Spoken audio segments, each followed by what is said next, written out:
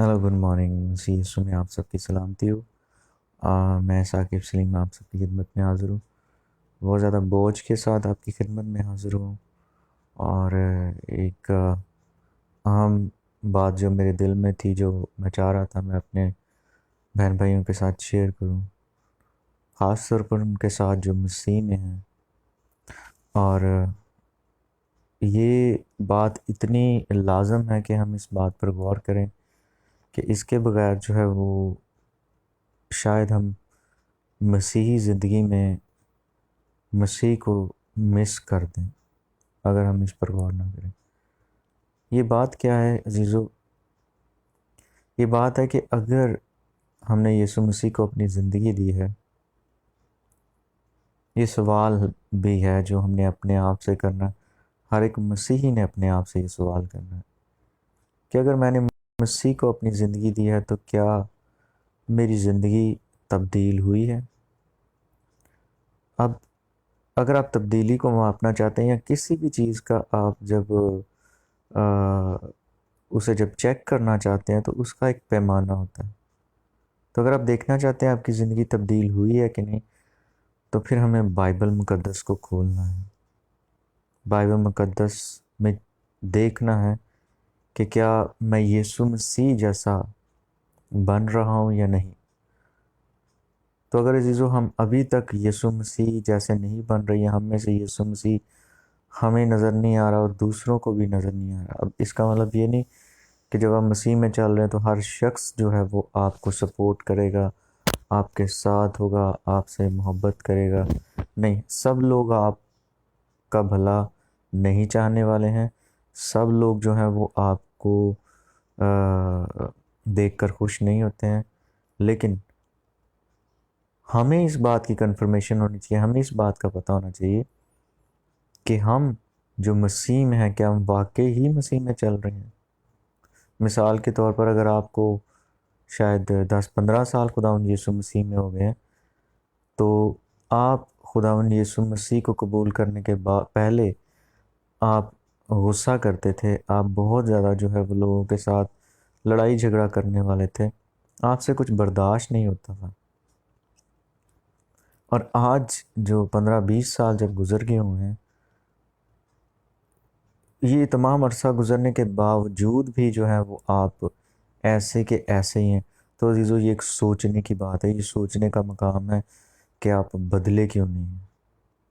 क्या आप जानते हैं ये जो आपको बदन दिया गया, इसका खुदा जो है वो हमसे हिसाब लेगा। अजीज़ों, खुदावंद यीशु मसीह ने इतनी ज़्यादा आसमान की बात नहीं की जितनी, बल्कि मैं ये कहूँगा कि यीशु मसीह ने बहुत ज़्यादा जहन्नुम के ताल्लुक से बात की है और खुदा की अदालत के ताल्लुक से बात की। आपको पता है हम सब की एक दिन अदालत होगी। हम सब ने इस बदन के वतन को छोड़ना है। ये बदन जो है, ये हमारी रूह को एक लिबास दिया गया है इस ज़मीन पर रहने के लिए।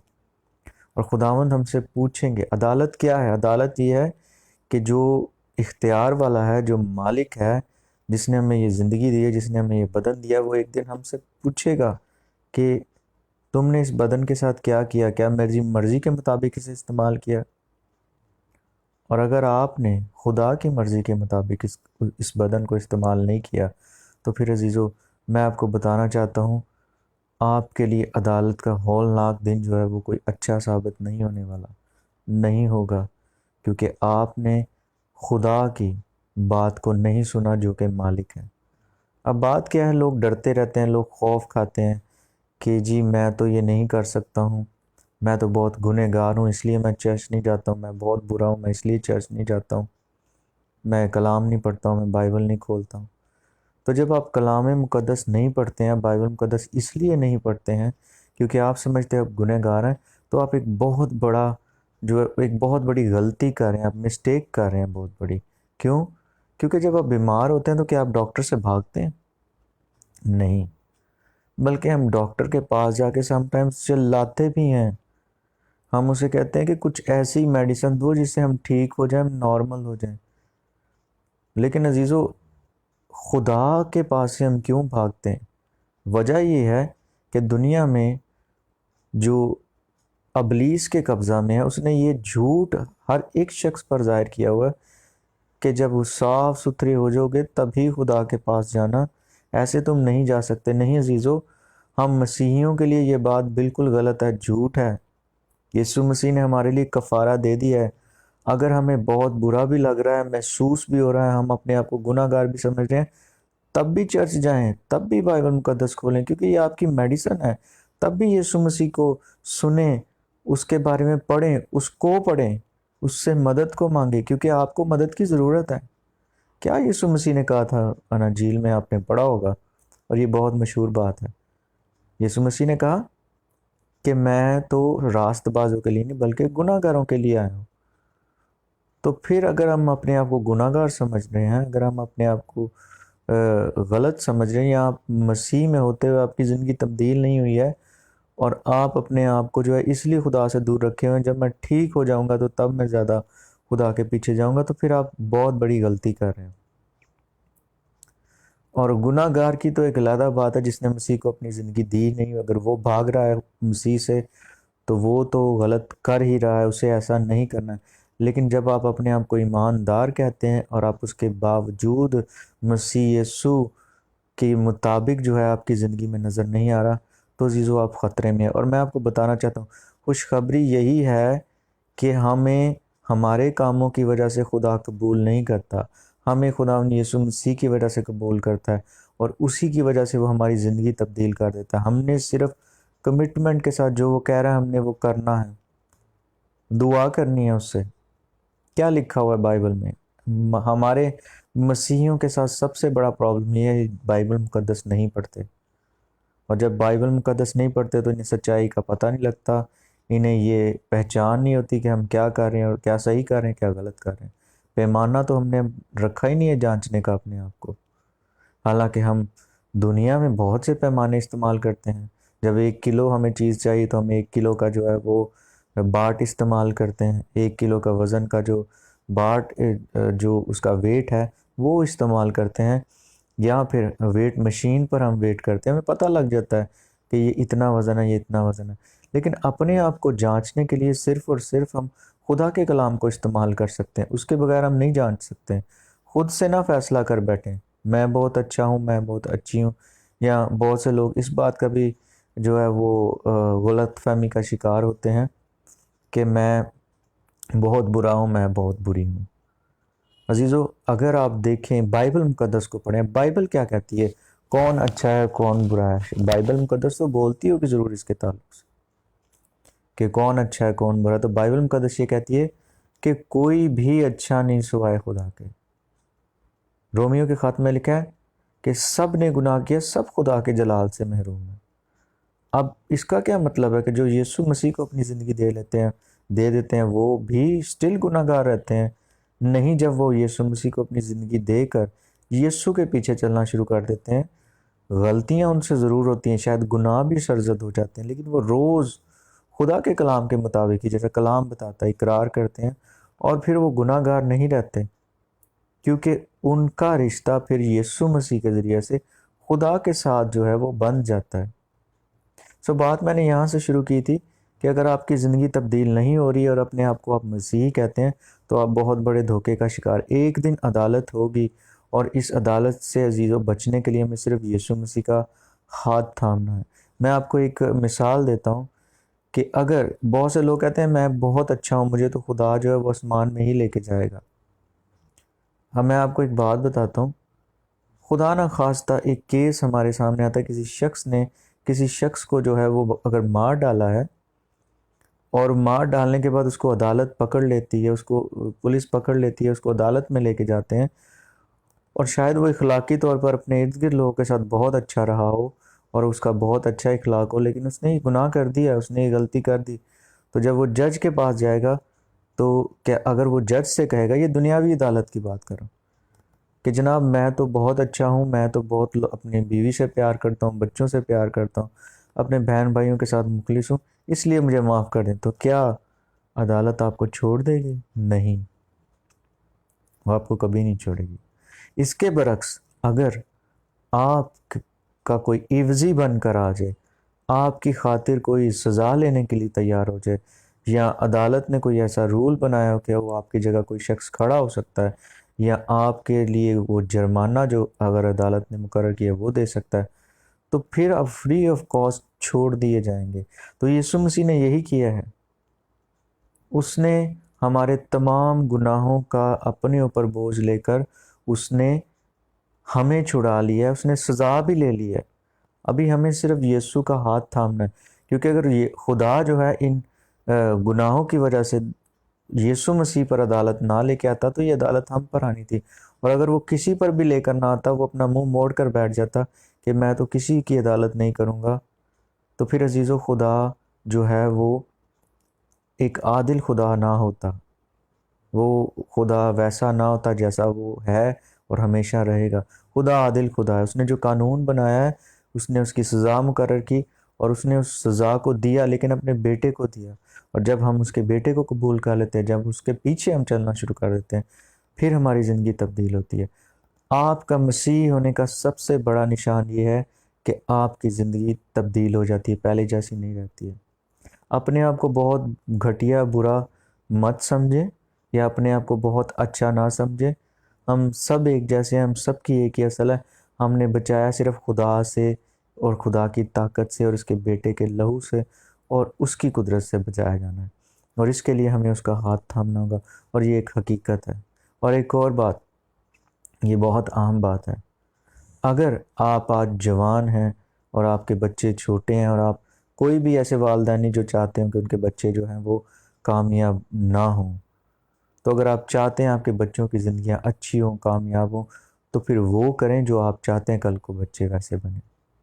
اگر آپ ایسے نہیں کر رہے ہیں، جتنا مرضی آپ بچوں پر اپنا زور جما لیں، جتنا مرضی آپ ان کے ساتھ سختی کر لیں، ان کی زندگیاں کبھی تبدیل نہیں ہوں گی، وہ وہی کچھ کریں گے جو آپ کر رہے ہیں، اور اس کی وجہ یہ ہوگی کیونکہ خدا آپ کے ساتھ نہیں ہوگا۔ جب آپ خدا کے پیچھے نہیں چلیں گے تو آپ کے ساتھ نہیں ہوگا۔ آئیں عزیزو، اگر آپ ایماندار ہیں تو اپنے آپ کو جانچیں، اگر آپ کی زندگی ابھی تک تبدیل نہیں ہے تو جانچیں، توبہ کریں اس بات سے۔ آپ کو روز توبہ کرنے کی ضرورت پڑتی ہے، روز توبہ کریں، روز گناہوں سے معافی مانگے جو آپ کر بیٹھتے ہیں، لیکن ان کو کرنے کے بعد آنکھیں بند کر کے بیٹھ مت جائیں، ان کا آپ کی زندگی پر بہت برا اثر ہوگا، سب سے پہلے آپ کی زندگی پر، اور پھر آپ کے خاندان کی زندگی پر۔ اور ابلیس بہت ظالم ہے، اگر آپ خدا سے علیحدہ ہو جائے تو آپ اکیلے اس کا مقابلہ نہیں کر سکتے، لیکن جب ہم خداوند میں ہیں تو ہم کامیاب ہیں، اور ابلیس ہمارے پاؤں کے نیچے ہیں۔ تو آئیں عزیزو، اگر آپ اپنے اندر محسوس کر رہے ہیں کہ آپ ابھی تک جو ہے وہ اس ابدی عدالت کے لیے، عزیزو وہ سب کی عدالت ہوگی، راست بازوں کی بھی عدالت ہوگی، لیکن وہ معاف کر دیے جائیں گے یسوع مسیح کی وجہ سے، کیونکہ یسوع مسیح نے ان کی سزا اپنے اوپر لے لی، اور انہوں نے اسے قبول کیا کہ ہاں خداوند تو نے ہمارے لیے یہ کیا، اور وہ اس کے پیچھے چلے۔ لیکن جو ناراض تھا یہ وہ لوگ ہیں جنہوں نے یسوع مسیح کی مفت معافی کو جو ہے وہ قبول نہیں کیا، بلکہ اس کو ریجیکٹ کر دیا، اور اپنی مرضی کے ساتھ زندگیاں گزاری، اپنی مرضی سے اپنے بدن کو استعمال کیا جیسے مرضی۔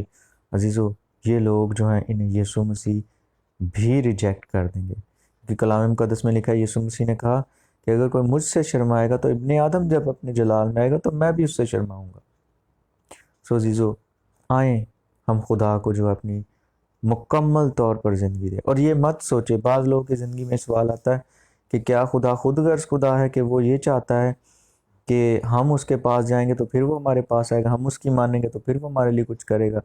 نہیں عزیزو، ایسا نہیں، خدا خود غرض نہیں، اس نے ایک قانون بنایا ہے، اس نے ایک طریقہ کار بنایا ہے، اس میں آپ کو آزاد مرضی دی ہے، اور وہ یہ چاہتا ہے کہ آپ اس کی دی ہوئی آزاد مرضی کو استعمال کرتے ہوئے اس کی پرستش کریں اپنی مرضی سے، کیونکہ اس نے آپ کو قیدی نہیں بنایا، اس نے آپ کو کنٹرول نہیں کیا، اس نے آپ کو آزاد کیا ہے، آزاد ہی رکھتا ہے۔ جب آپ گناہ گار بھی ہوتے ہیں تب بھی آپ اپنی آزادی کو استعمال کر رہے ہوتے ہیں، لیکن اس کا مطلب یہ نہیں کہ اس آزادی کا خدا آپ سے حساب نہیں لے گا، وہ لے گا، لیکن عدالت کے دن۔ اور یہ بالکل ایسا ہی ہوگا جیسے نوح کے دنوں میں ہوا۔ نوح نے بہت سال تک جو ہے وہ لوگوں کو یہ بتایا کہ طوفان آ رہا ہے، طوفان آ رہا ہے، خدا جو ہے وہ ایک زمین پر طوفان لے کے آ رہا ہے، لیکن لوگ اس کا مذاق اڑاتے تھے۔ لیکن کیا ہوا؟ طوفان آیا، خدا نے جو کہا تھا وہ پورا ہوا، اور یسوع مسیح نے کہا کہ ابن آدم کا آنا بھی ایسے ہی ہوگا جیسے نوح کے دنوں میں ہوا۔ سو عزیزو، ہوش کے ناخن لے، اپنے زندگی کے لیے عقل مندی کا فیصلہ کریں، دوسروں کو مت دیکھیں کسی لیڈر، پادری یا کسی اور شخص کی وجہ سے جو خدا کے ساتھ ٹھیک نہیں چل رہا۔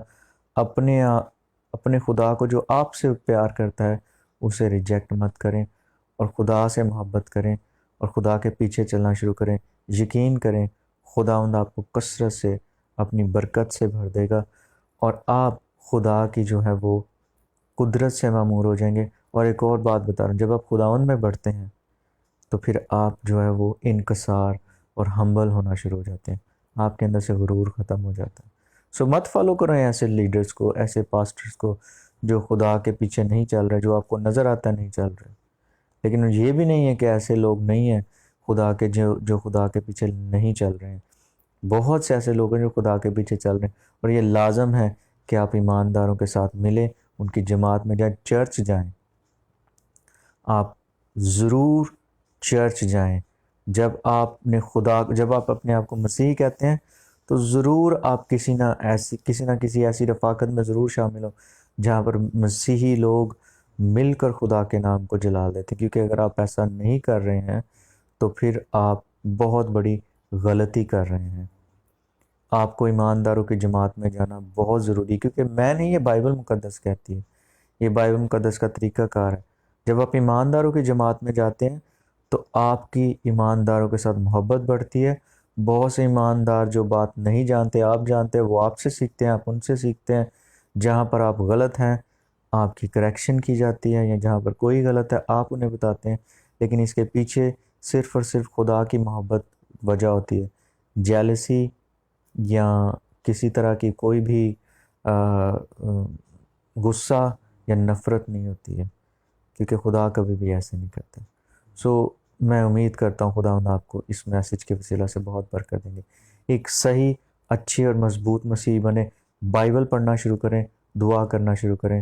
آپ دیکھیں گے آپ کو کسی شخص کی مدد کی ضرورت نہیں پڑے گی، بلکہ آپ کے لیے خدا نے جو بہت بڑا کام کر دیا اسی کے ذریعے سے خدا آپ کو اٹھا کھڑا کرے گا، اور آپ نہ صرف خود مضبوط ہوں گے بلکہ آپ بہت سو کمزوروں کو سنبھالنے والے بن جائیں گے۔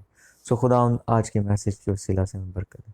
Thank you so much, God bless you all. اگر آپ کو اس میسیج سے برکت ملی، اپنی والز پر ضرور شیئر کریں اسے، اور اگر آپ کامنٹس کرنا چاہیں تو ضرور کر سکتے ہیں۔ خدا آپ سب کو برکت ہے۔ جو آن لائن دیکھ رہے ہیں بھائی، میں ان سب کے لیے خدا ان سے بہت برکت چاہتا ہوں۔ Thank you so much, God bless you.